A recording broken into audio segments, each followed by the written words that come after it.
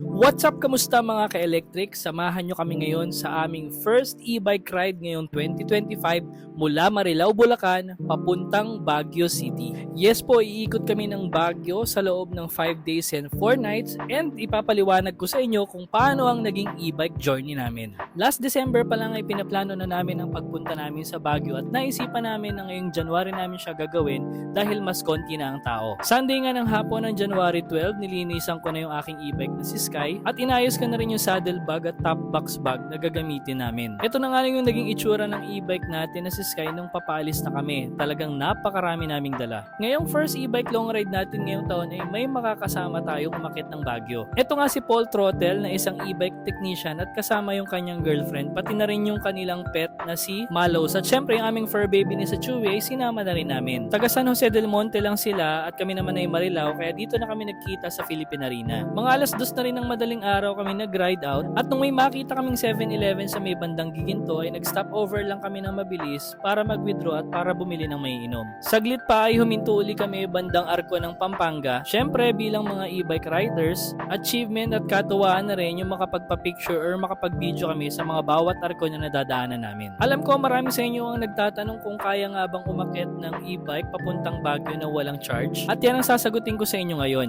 Una, depende yan sa battery kung anong AH ang gamit nyo or kung gaano kalaki yung capacity niya. Pero dahil yung gamit namin ni Paul na lithium battery ay 60 to 65 AH lang, kailangan namin ng charging point and this time papunta kami sa Mabalacat, Pampanga sa kakilala niya na e-bike technician din at doon kami magpa-first charge. Nakakatuwa rin pala talagang mag-ride paggabi kasi bukod sa malamig, tahimik at kakaunti lang yung mga sasakyan. At nung nakarating na nga kami dito sa first charging point namin, kahit tulog pa yung pagcha-charge namin, naglabas na siya ng extension kaya nakapagsaksak na agad kami. Naka-dual charger si Paul kaya mabilis mag-charge and ako naman ang gamit ko ay adjustable charger na kaya hanggang 30 amps pero as of now 20 amps lang yung ginagamit natin. Ito pala yung itsura ng adjustable charger or fast charger and kadalasan sa lithium battery lang po siya pwede. Nag-charge kami ng mga 2 hanggang 3 oras na sinabayan namin ng tulog, pahinga at pag-almusal na rin. Ang pag-i-e-bike po ay talagang mahabang pasensya ang kailangan mo. Kaya kung ikaw yung laging nagmamadali, gusto mo gas and go, baka hindi para sa'yo ang pag-i-e-bike. After naming maayos yung mga charger namin at makapag-ayos na rin ng mga gamit, paalis na ulit kami para bumiyahe sa ating second charging point. Salamat nga pala kay Sir Ogie na nagpamerienda sa amin at nagpa-charge ng libre. Isa pang kadalasang tinatanong sa amin, paano kung bigla kaming malowbat sa daan? Anong gagawin namin? Actually, personally, ako hindi ko pa nararanasang malobatan sa daan. Kung yung mga motorcycle riders po ay nagmo-monitor ng kanilang gas, kami rin po nagmo-monitor din po kami ng aming mga baterya. May BMS app po kami kung saan namin nakikita kung ilang percent na lang or ilang volts na yung natitira sa battery namin. As of now pala guys, nasa Rosales, Pangasinan na kami. Additional, kapag meron kaming mga biyahe or mga long ride, pinaplano na po namin yan. Tansyado na namin kung gaano kalayo yung biyahe ng isang full charge namin at planado na rin kung saan kami magcha-charge. Pero just in case talaga na masagad talaga yung battery namin at hindi na talaga aandar, sa mga bahay-bahay, karinderya, vulcanizing shop, barangay hall, pwede naman pong makicharge sa normal socket.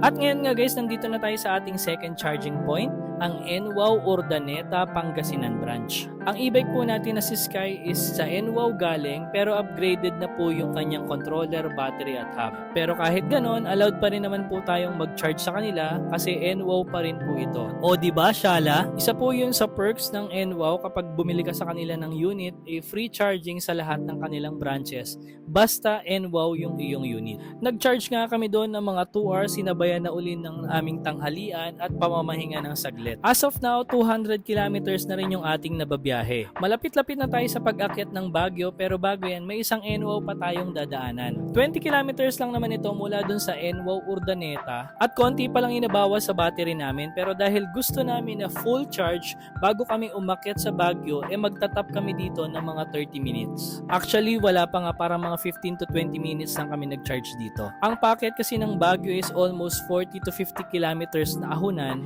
and talagang pag-ahon doble yung konsumo sa baterya. Ito nga pala yung NWOW Pozorubio branch. Nakakatuwa kasi ang laki ng branch nila. At ito nga yung mga kasama ko habang naghihintay kami. And after nga ng mga 15 to 20 minutes ay na full charge na rin at umalis na rin kami agad agad-agad. Salamat sa mga NWOW branches na nagpapacharge sa amin ng libre. Talagang suggested na sa long ride, lithium battery na yung gamitin nyo at naka-adjustable charger na rin.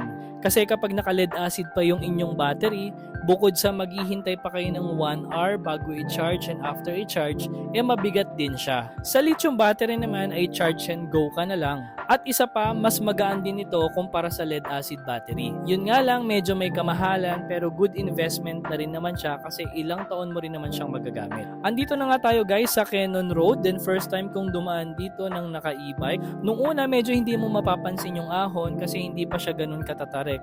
Pero basta talaga pag paahon, mas makonsumo siya sa baterya at the same time meron pa tayong back ride.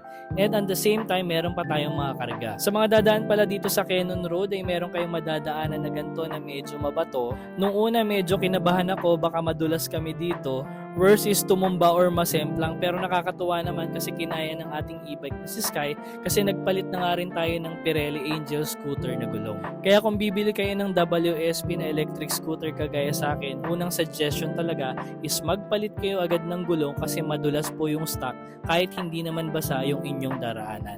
Pagpakit ka ng Baguio dito sa kanan na may paahon yung inyong dadaanan, pero pagpabalik naman dito naman sa kaliwa. Nasa paanan pa nga lang kami ng Cannon Road, nararamdaman na namin yung malamig na hangin. Kaya naman talagang nakaka-excite na makarating agad sa Baguio. Breathtaking din talaga ang scenery dito. Kaya hindi na rin ako nagtataka na maraming gustong dumadaan dito sa Cannon Road. Halos marami nga ring kurbada dito sa Cannon Road kaya hindi rin advisable na magmabilis ka. Bukod sa kurbada, paahon pa. Kaya hindi ko rin maintindihan yung iba bakit gustong gusto pa nilang mag top speed kurbada at paahon nga. Sa mga naghahamon pala ng karera dyan guys, pasensya na hindi tayo nangangarera, nag-e-bike tayo para makapag-rides. Pero kung gusto nyo mangarera, ayan si Paul, nangangarera yan, pwede nyong hamunin. Meron palang part dito na ginagawang tunnel and stop and go dito kaya medyo traffic. For sure kapag natapos to, isa to sa mga magiging tourist spot or tourist attraction din. Ilang saglit pa nga ay nakarating na tayo dito sa sikat na Lion's Head dito sa Baguio. Kung hindi ako nagkakamali, ito talaga yung unang tourist attraction na makikita at madadaanan mo kapag packet ka ng Baguio at dito sa Cannon Road ang daan mo. Medyo nagme-makeover pa nga si Lion's Head ngayon kaya merong mga bakal-bakal sa gilid. Nagpark nga lang kami dito banda sa taas and bumaba na rin pagkatapos para makapag-picture ng mabilis at para na rin makapagpahangin at makapag-unat-unat. Dati itong part na to na may mga tindahan na to, parking slot yan eh.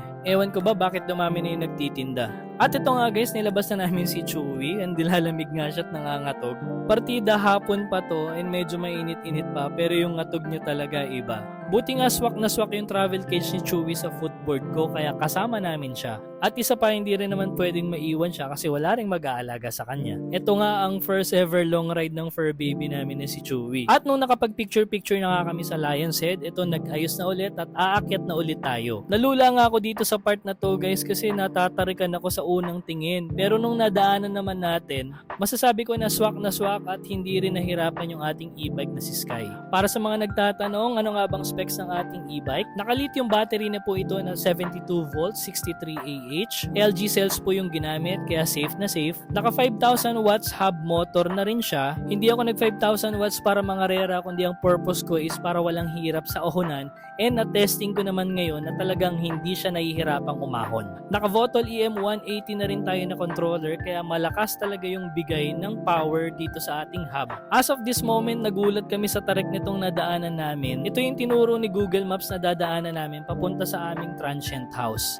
Kahit matarik, wala namang hirap pero binabagalan lang namin yung pag-ahon kasi merong mga kanto-kanto at baka kasi merong biglang lumabas or makasalubong. At ito guys, isang kanto na lang, palusong naman papunta sa aming transient house. 5 PM na nga rin kami nang nakarating dito and finally, salamat sa Lord, walang naging aberya sa aming biyahe. Yamaha Force e-bike pala yung e-bike ni Paul Trottel at NWOW WSP naman na modified or upgraded yung gamit natin. Itong unang araw ay inilaan namin sa biyahe, abangan nyo yung mga iikutan namin dito sa Baguio gamit lamang itong ating e-bike. Maswerte nga kami dito sa Sweetness Transient House kasi pinayagan kami na libre yung charging namin dito everyday. Kung interesado kayong sundan at malaman ang mga mangyayari pa sa aming e-bike journey dito sa Baguio, make sure naka-follow ka na dito sa aking account at kung meron kang tanong, pwede mo yung iwanan sa comment section. Ngayong first day, magpapahinga muna kami at bukas naman magsisimula yung ating pag-iikot dito sa Baguio. Sa mga gustong magpa-shoutout,